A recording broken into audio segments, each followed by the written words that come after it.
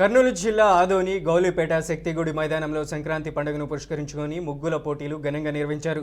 ఈ కార్యక్రమానికి ముఖ్య అతిథిగా కర్నూలు జిల్లా టీడీపీ అధ్యక్షురాలు గుడిసె కృష్ణమ్మ హాజరయ్యారు. ఈ ముగ్గుల పోటీలో సుమారు 40 మందికి పైగా మహిళలు పాల్గొని తమ ప్రతిభను ప్రదర్శించారు.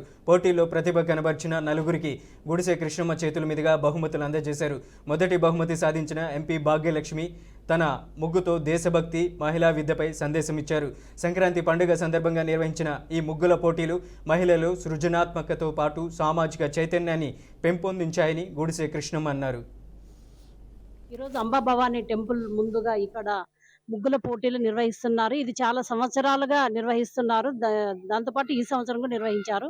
ఇక్కడ దాదాపుగా 40 మంది పార్టిసిపేట్ చేశారు. దాంట్లోనే ఇది ఫస్ట్ ప్రైజ్, ఈ ముగ్గు ఫస్ట్ ప్రైజ్ రావడం చాలా సంతోషంగా ఉంది. మొత్తం 4 ప్రైజులు, 3 ప్రైజులు వచ్చేసి సుట్ కేసులు అండ్ ఒక ప్రైజ్ వచ్చేసి అమౌంట్ ఇవ్వడం జరిగింది. మహిళలు కూడా చాలా ఉత్సాహంగా పార్టిసిపేట్ చేశారు.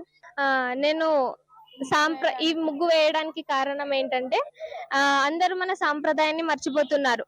అంటే మన కట్టుబాట్లను అన్నిటిని మర్చిపోతున్నారు. కాబట్టి నేను ఆ ముఖ్య ఉద్దేశంతోనే వేసాను.